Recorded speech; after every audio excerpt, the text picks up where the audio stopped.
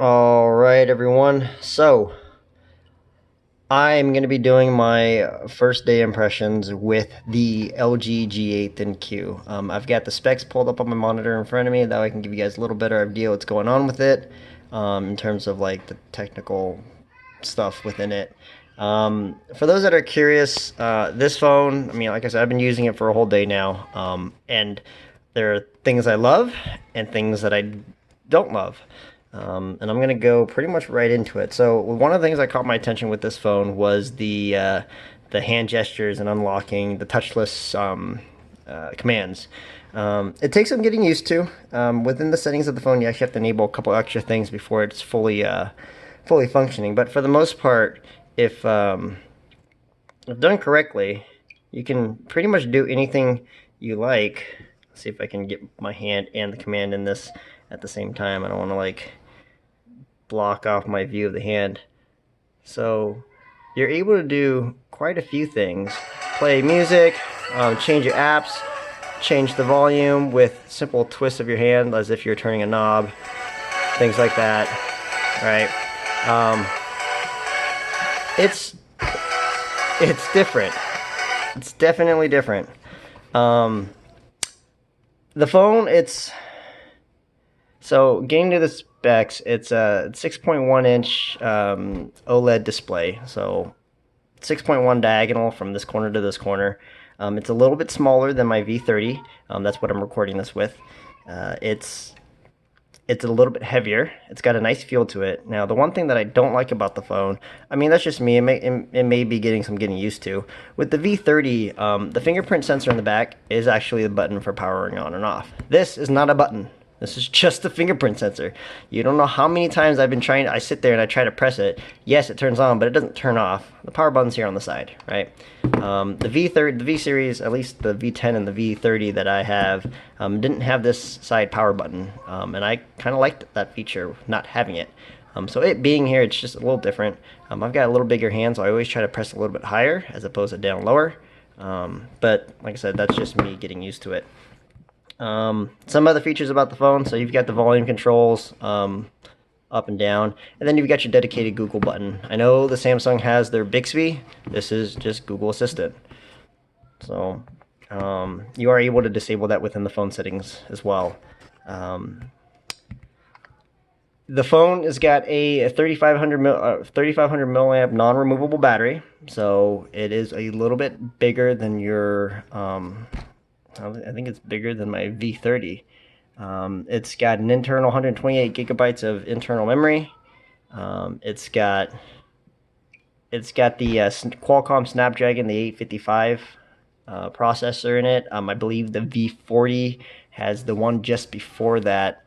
I don't know the exact number or the model or anything of that nature, but hey, it's this one newer. The camera settings, or the cameras in this phone, you've got your 16 megapixel super wide angle and your 12 megapixel standard, plus you've got your 8 megapixel standard front facing camera.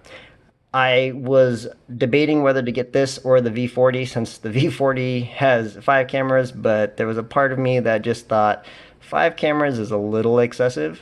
I don't see why anyone would really need 5 cameras, especially if you're not taking a bunch of photos. And that's that one. I mean, I could have probably gone with it just because I do vlog, and it would have maybe helped, possibly. But LG and their knock feature, always a good little extra. You don't know how many times I will sit there and my work phone is an iPhone, and I'll try to tap on and off my work phone. Definitely not something you're able to do with an Apple. Actually, I lied. I think Apple added that into their latest. I don't know. I really don't care. But so for the phone, day's use, like I said, I really enjoy it. It's got a nice weight to it. I can't really describe it. It's definitely heavier than the V30, but it just feels like it's there as opposed to something that's super light. You don't know if it's on you or not. My biggest things, like I said, is the power button. I'm not used to having to turn off the phone with this. I'm used to just pressing the button. Speaking of the fingerprint sensor, I've noticed a couple other people talk about the fingerprint sensor, and how useful it is, etc., and whether or not it's any good. I like the positioning of LG's fingerprint sensors. Dead center in the back, no matter where you're touching your phone, that's an easy grab. I think at one point Samsung's had theirs like up in the corner, and I can't do that. It's awkward for me.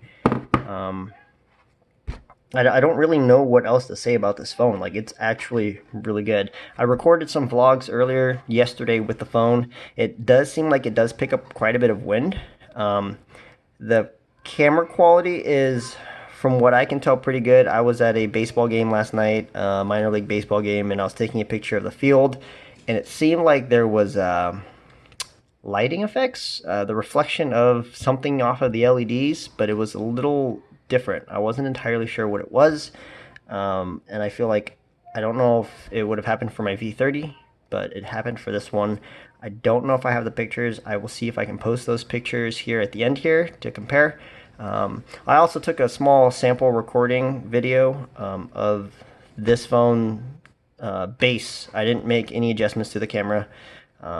I know you can go in, the only adjustment I made was adding the grid, but I know you can go in and you can change some other things. It's not as in-depth as the V30, because the V30's got a lot going on into it. This is kind of just, I mean, unless there is, and I just don't know of it, that's highly possible. But I didn't really make any big adjustments. The only adjustments I made was I turned on the grid, and I think that was it. I think it's auto to HDR, Google Lens built in, which, by the way, I love. I didn't realize Google Lens was so amazing. But everything defaults to not high settings. Video resolution, 60 FPS, 3840 by 2160. I didn't know I could do that. Huh. Well, that might be that might help when I make some videos. Granted, the videos probably won't be as long, but it looks like you are able to change quite a bit. Nothing too big about the camera. I mean, it's LG. I've always been a fan of LG. I keep things kind of simple, unbiased for the most part. I've had LG all the way tracking back to the chocolate. Probably even before then. I just don't remember what it was before. But I've had the chocolate 1, the chocolate 2, the chocolate 3, the LG Dare, which was like that touch click screen. It was like an attempt to be a touch screen. That was pretty cool. The speaker on here, let's talk about that real quick. So there's no speaker technically piece on this phone. It uses the OLED LEDs, or the OLEDs, to project the sound or to emit the sound and adjust it. So playing this on speaker, let me choose a song here real quick. I guess I could have done the feature of course it's not going to work right now because I'm recording. But the speaker on here, it's not bad. I believe it sounds a little bit louder when it's face down, because like I said, the sound comes from the screen. So let's go ahead and do a quick sample here. Oh, of course it would die down. Let me...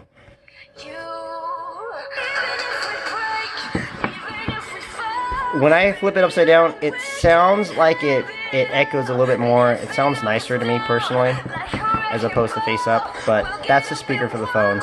Making phone calls with the phone, in terms of audio quality, I haven't really tested it entirely. I was on the phone earlier. I don't really notice a huge difference, you know, holding it up to your ear, putting it on speaker. It's not that big of a difference to me, but then again, I'm a simpleton, so I don't really notice things like that. I honestly got the phone because, well, you can do random things with it. Like this part right here, if it ever decides to work in this video, probably not, because, you know, I'm recording. Why would it work if I'm recording? It does take some getting used to, though. Like, it's not the simplest thing, but I feel like with enough practice, I could probably get this down pretty good, I think. And I like it because I'm always cleaning or eating, one or the other, and my hands are always dirty, and I hate touching my phone when I have dirty hands. So this allows me to pick up phone calls, allows me to hang up. It allows me to do all sorts of things without having to touch my phone. Now, I'm hoping they add more to it. Like I said, it's limited to 2 apps. Actually, I don't think I said, so let's go ahead and talk about that. So the air motion shortcuts, you're able to set 2 apps to the swipe left and swipe right. So I don't know if you've noticed, but my swipe left was Spotify and my swipe right was YouTube. As of right now, that's all there is just 2 motions left or right to enable the apps. And then you could control the music, as you saw earlier, you know, reducing the volume, increasing volume, playing, pausing, with these current ones. Now, there is no way to, at least as far as I'm concerned, there's no way to play the next song, which I'm hoping they incorporate, which would be really nice. And then calls and alarms. So being able to pick up a phone call, being able to hang up. I haven't tested the alarm feature yet, but I'm guessing, you know, you can stop the alarm by, you know, waving your hand. When you're first starting off, I definitely recommend having that hand guide. And what that hand guide is that little thing right there. Lets you know where your hand is, right? That's the hand guide. But once you get used to the phone, then you should be able to do it without it. I feel like it may drain the battery a little more. One less thing that has to worry about. So, I mean, as you can tell, it's not super slow. You just have to get used to it, right?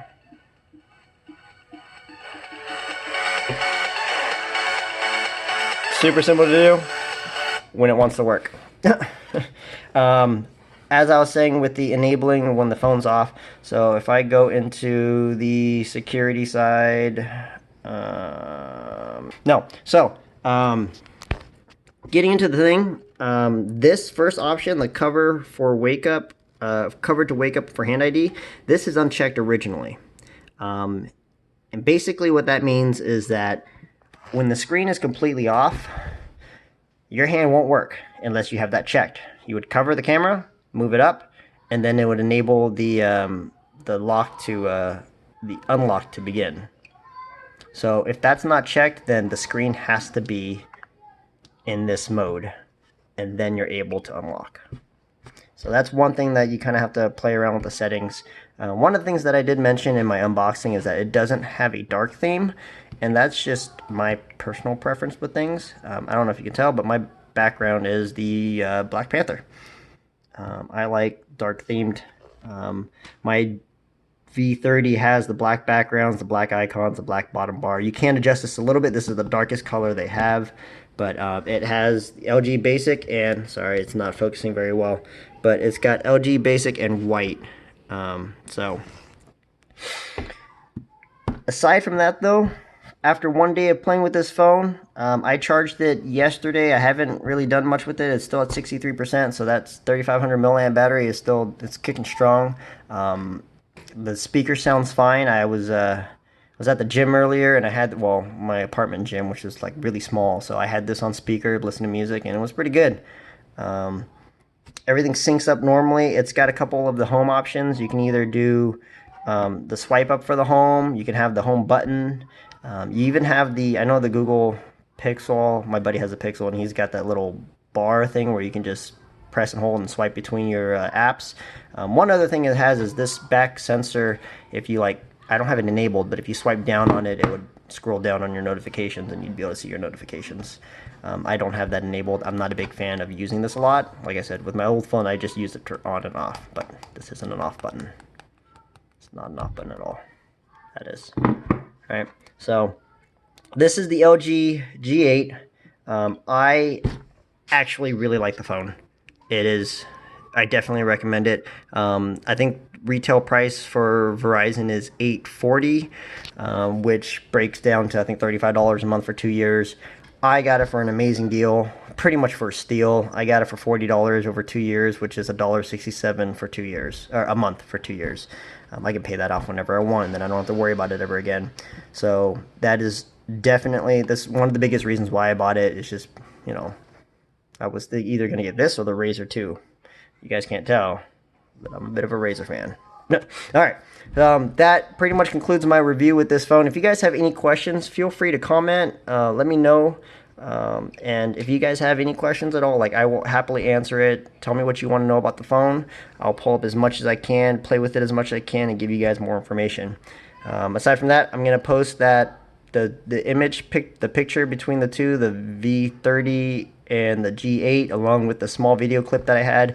Bear in mind that I didn't adjust the V30's camera, so when I took the pictures, they're actually not that great. I really don't even want to post them because they're so different. It's not even fair. But yeah, thank you guys for watching.